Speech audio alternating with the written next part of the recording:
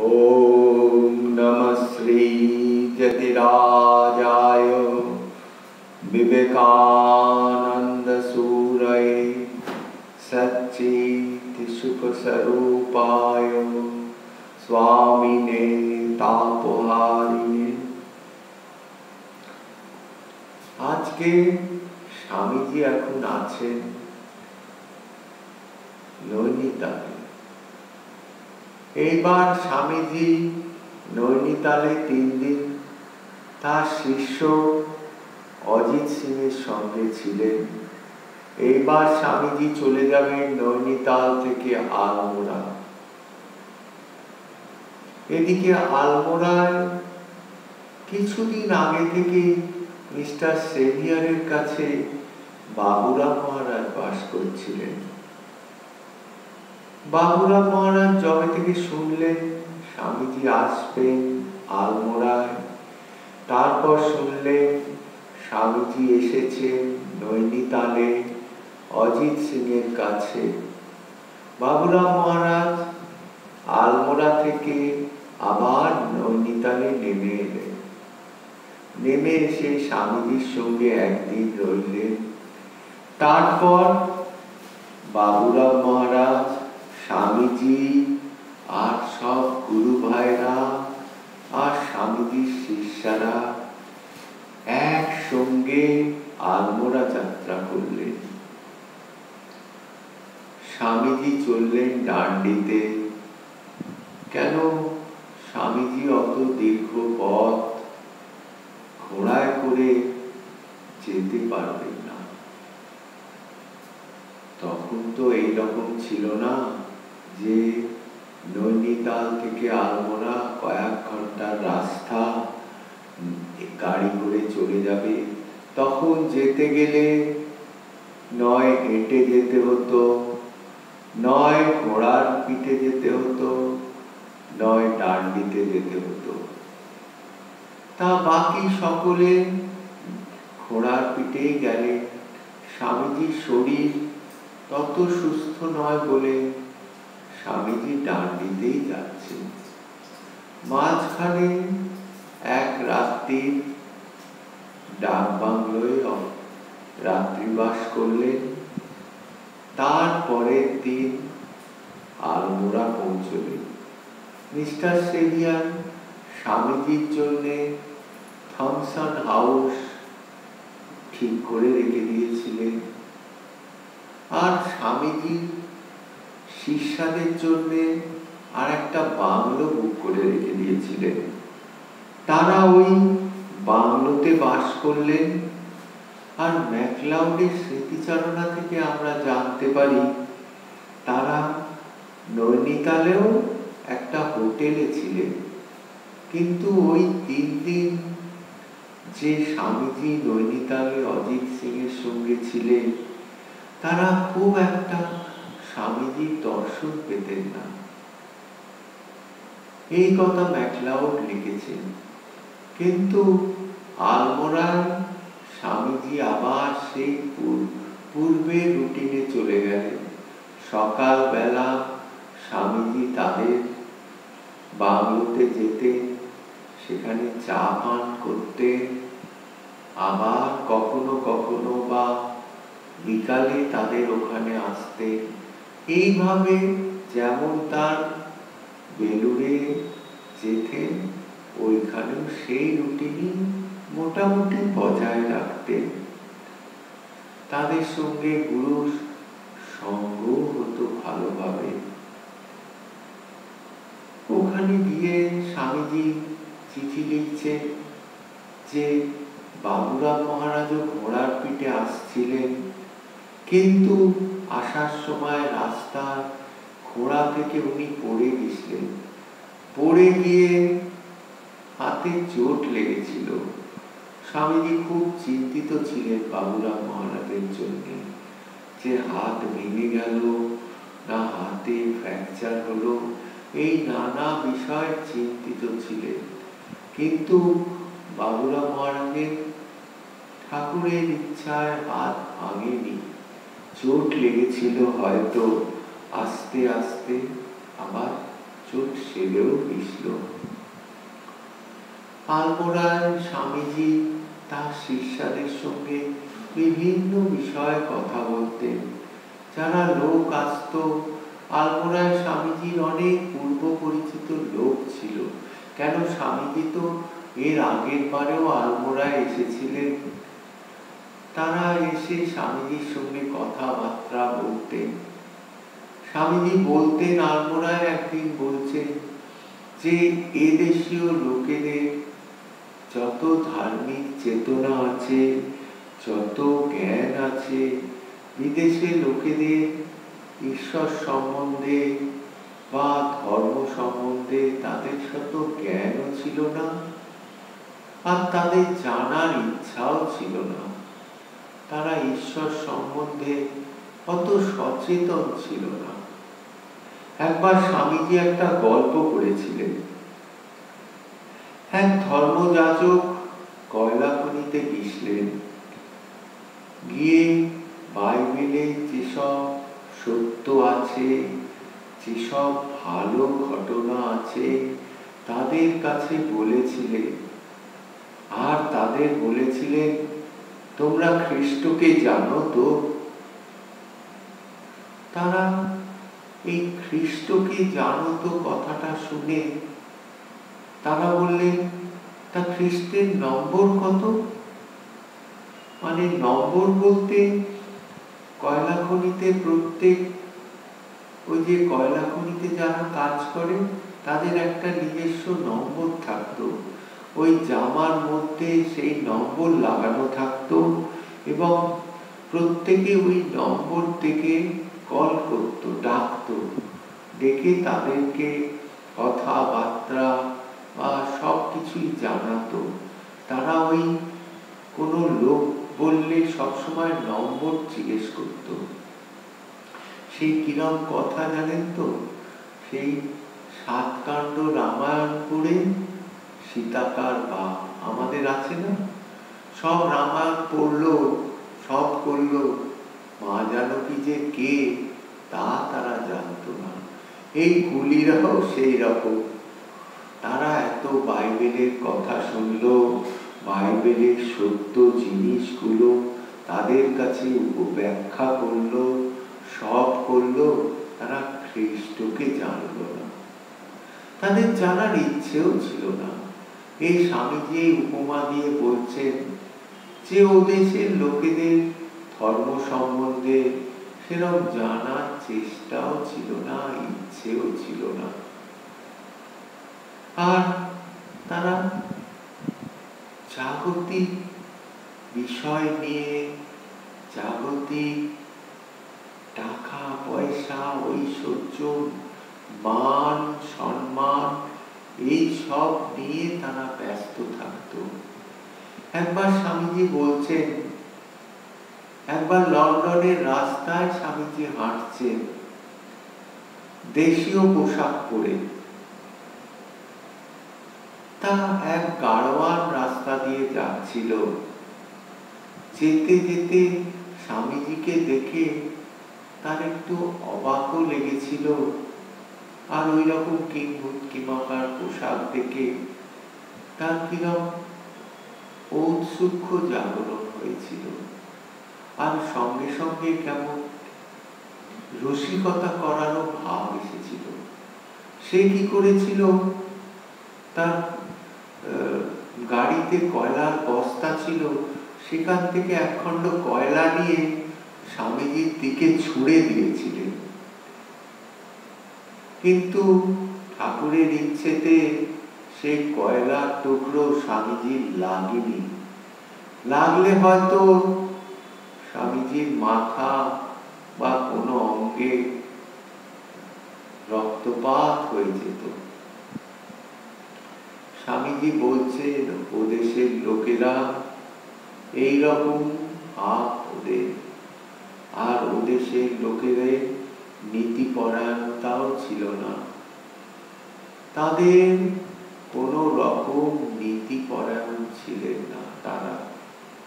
এইসব স্বামীজি ওদেশের লোকের সম্বন্ধে কত কিছু কথা বলেছিলেন। একবার কথা প্রসঙ্গে স্বামীজি বুদ্ধের কথা উঠেছিল।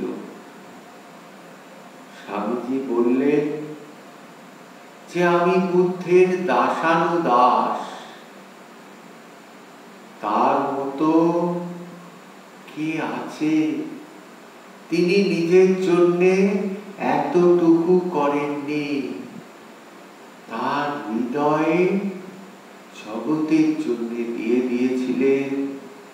জগৎটাকে নিজের কাছে টেনে নিয়েছিলেন। রাজার ছেলে, সন্ন্যাসী, তিনি একটা ছাগ শিশুর প্রাণের জন্য নিজের প্রাণ উৎসর্গ করেছিলেন। এরকম কে আছে? স্বামীজি বলছেন যে তার যখন তিনি গৃহে থাকতেন, প্রথমে তার বুদ্ধের দর্শন হয়েছিল। বলছো তার মতো বৈরাগ্য কার আছে? রাস্তায় বেরিয়েছেন, দেখলেন মৃতদেহ যাচ্ছে। জিজ্ঞেস করেছিলেন সারথীকে, রাজার ছেলে, তার সব জ্ঞান ছিল না, জিজ্ঞেস করেছিলেন এটা কি? বলেছে মানুষ বয়স হলে এইভাবে মানুষের মৃত্যু হয়, মানুষ চলে যায়, চিরকাল এই রূপ যৌবন থাকে না। শুনে চিন্তা করলেন, চিন্তা করে তীব্র বৈরাগ্য এলো। ঘরেতে সুন্দরী স্ত্রী, বিশাল রাজ ঐশ্বর্য, রাজপ্রাসাদ, সব ত্যাগ করলেন। ত্যাগ করে বেরিয়ে গেলেন। তারপরে তপস্যা করার সময় প্রতিজ্ঞা করলেন যে এই আসনে বসে আমার যতক্ষণ না বোধি লাভ হয়, আমি এই আসন ছেড়ে উঠব না।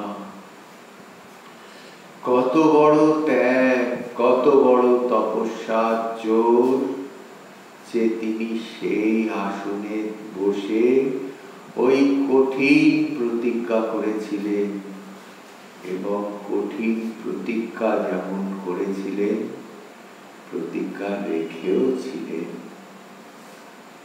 এই ছিলেন বুদ্ধদেব। স্বামীজি সব সময় বলতেন বুদ্ধের হৃদয়, সর্বদা বলতেন বুদ্ধের হৃদয়। স্বামীজির হৃদয়ে বুদ্ধের জন্য আলাদা একটা স্থান ছিল। নিবেদিতাকে যখন ব্রহ্মচর্য দেয়ালেন, দেওয়ার পর বুদ্ধের পায়ে অঞ্জলি দেয়ালেন। এই হচ্ছে স্বামীজি। স্বামীজি অন্য কারোর পায়ে অঞ্জলি দেয়ালেন না, বুদ্ধের পায়ে অঞ্জলি দেয়ালেন। একবার স্বামীজিকে কথা প্রসঙ্গে সুখদেবের কথা ওঠে। স্বামীজি সুখদেব সম্বন্ধে বলেছিলেন যে সুখদেবের মতো যোগী কেউ ছিল না। তিনি বলছেন সুখদেবের মতো যোগী কেউ ছিল না, সুখদেবের মতো জ্ঞান উপলব্ধি কারো ছিল না। বলছেন ভাগবত গীতা সম্বন্ধে বলছেন অহং বেদ্মি শুকো বেত্তি ব্যাসো ন বেত্তি বা। বলছেন আমি জানি, সুখদেব জানে, ব্যাসদেব জানতেও পারেন, নাও জানতে পারেন। এই শিব বাক্য বলে স্বামীজির মুখ উজ্জ্বল ভাবে ভরে গেল। স্বামীজি যেন ব্রহ্ম সাগরে তলদেশ পর্যন্ত দেখতে পাচ্ছেন। যে সুখদেব ছিলেন ব্যাসদেবের পুত্র, যে ব্যাসদেব ব্রহ্মসূত্র রচনা করেছেন, যে ব্যাসদেব বেদ বিভাগ করেছিলেন, যে ব্যাসদেব পুরাণ রচনা করেছিলেন, সেই ব্যাসদেব কে বলছেন যে ব্যাসদেব এর মানে জানতেও পারে, নাও জানতে পারে। সুখদেব তখন মাতৃগর্ভে, 10 মাস হয়ে যাচ্ছে, 1 বছর হয়ে যাচ্ছে। সুখদেব এই পৃথিবীতে আর আসছেন না। এইভাবে দেখতে দেখতে 18 বছর হয়ে গেল।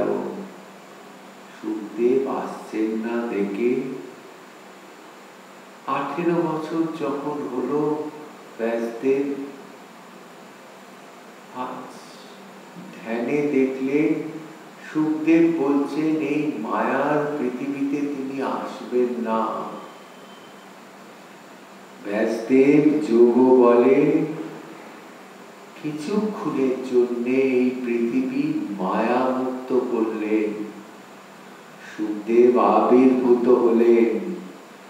আবির্ভূত হয়ে সুখদেব দেখলেন আবার মায়া এই জগতে। সুখদেব আর দাঁড়ালেন না। 18 বছরের ছেলে সুখদেব চলে যাচ্ছেন। ব্যাসদেব দেখলেন যে ভাগবত উনি রচনা করেছিলেন, সেই ভাগবত প্রচারের জন্য সুখদেবকে জগতে এনেছিলেন। সেই সুখদেব যদি চলে যায়, এই ভাগবত কে প্রচার করবে? তখন শিষ্যদের বললেন তোমরা যাও, সুখদেবের পেছনে পেছনে এই ভাগবতের শ্লোক কীর্তন করতে করতে যাও। যখন ওর কানে যাবে এই ভাগবতের শ্লোক, তখন দেখবে সুখদেব স্তব্ধ হয়ে বসে পড়বে। শিষ্যরা ভাগবতের শ্লোক বলতে বলতে সুখদেবের পেছন পেছন যাচ্ছে। সুখদেবের কানে আসতে ভগবান শ্রীকৃষ্ণের কথা কানে আসতে আসতে, কি কথা? ভগবান শ্রীকৃষ্ণ সেই পুতনাকে নিত্য ধামে মাতৃগতি দিয়েছিলেন। যে পুতনা দেশ ভাবে তার স্তনে বিষ লিপ্ত করে এই স্তন গোপালকে পান করেছিলেন। এত বড় দয়ালু ভগবান যে তাকে কোন রকম তো সাজা দেননি, তাকে দিয়েছিলেন নিত্য নামে মাতৃগতি। সুখদেবের এই কথা যখন কানে গেল, তখন সুখদেব স্তব্ধ হয়ে বসলেন। আবার ফিরে এলেন তার পিতার কাছে। এই হচ্ছে সুখদেব।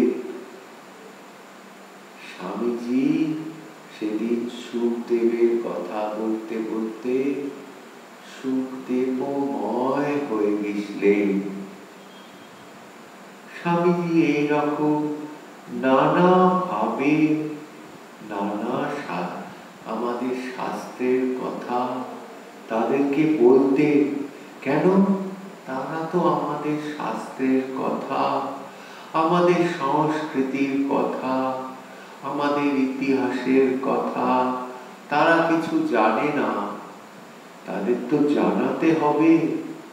তারা আমাদের দেশে কাজ করবে, আমাদের সমাজের মধ্যে তাদের প্রবেশ করতে হবে, আমাদের সমাজে সবকিছু তাদের জানাতে হবে। স্বামীজি এইভাবে তাদেরকে সব বলতেন একদিন একদিন করে।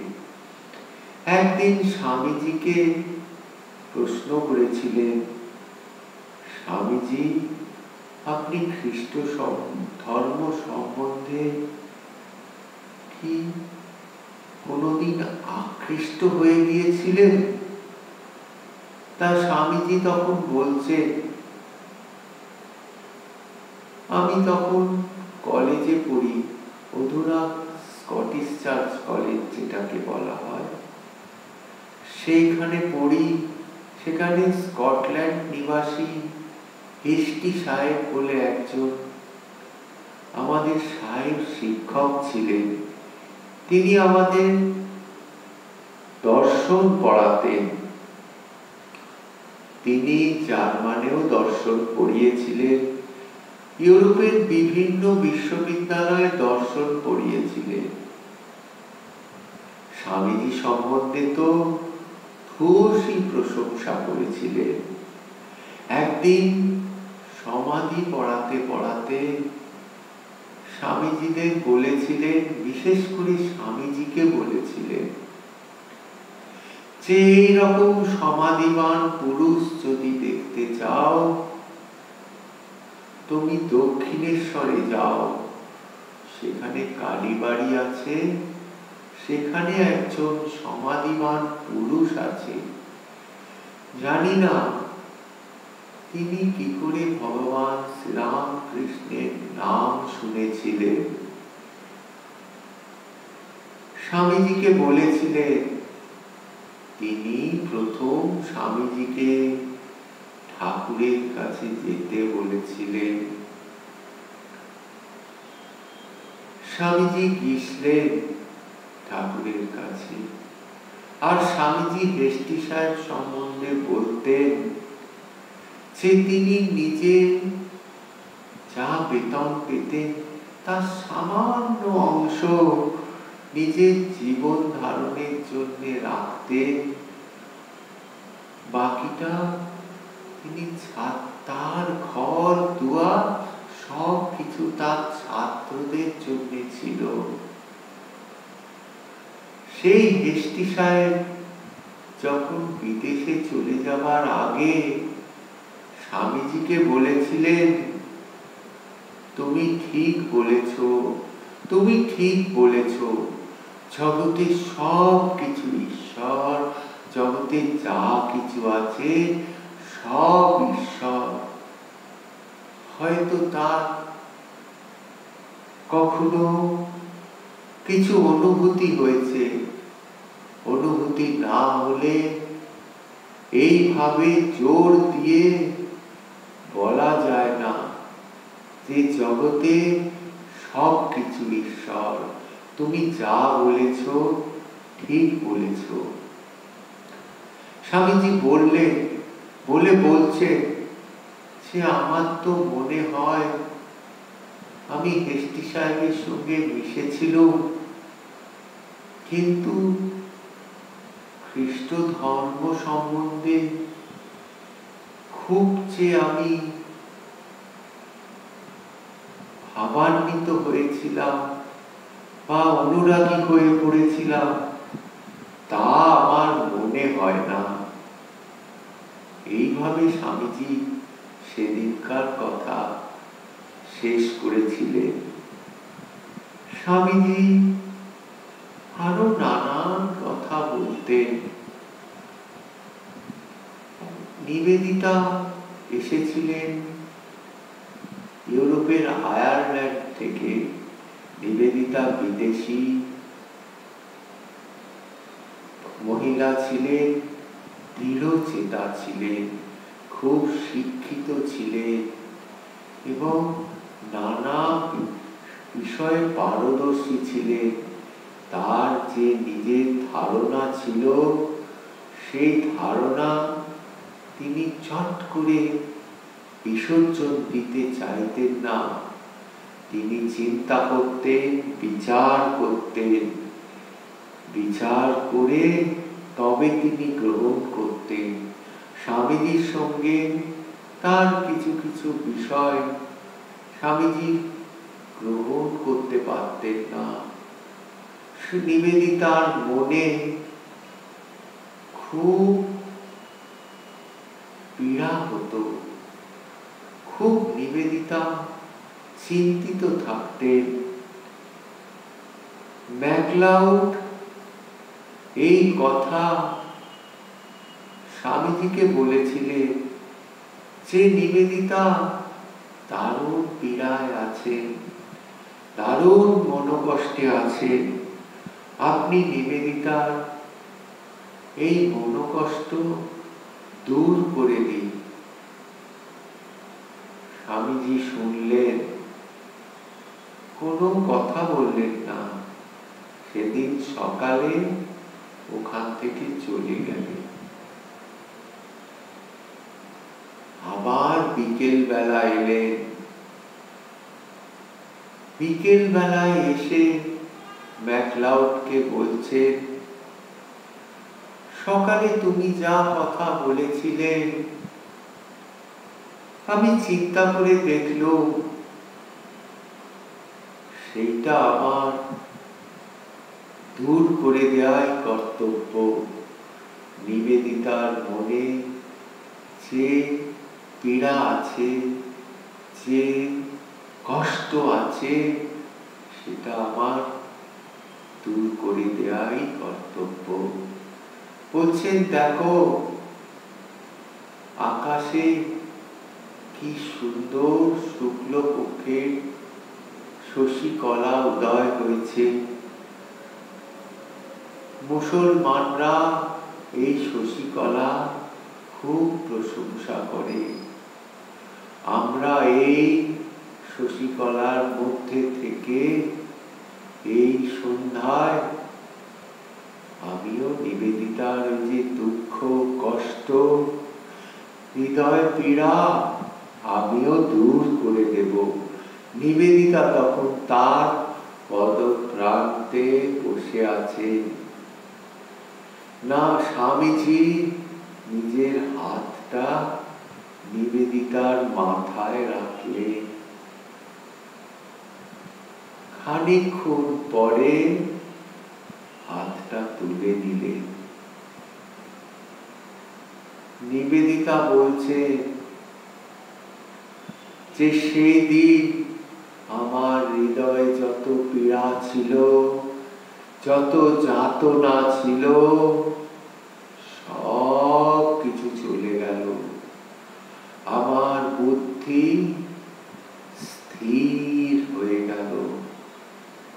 বলছেন তার গুরু ভগবান রামকৃষ্ণ দেব বলেছেন যে একদিন এই নরেনের মধ্যে এমন শক্তি আসবে যে নরেন কারুকে স্পর্শ করলে তার মনেও, তার হৃদয়ে পূর্ণ জ্ঞানের চেতনা ফিরে আসবে, পূর্ণ জ্ঞানের অনুভূতি লাভ হবে। নিবেদিতা বলছে আজকে সেই ঠাকুরের কথা আমি সত্য বলে উপলব্ধি করলাম। এই হচ্ছে সেই নিবেদিতার উপলব্ধি। জয় তু স্বামীজি, জয় তু স্বামীজি, জয় তু স্বামীজি।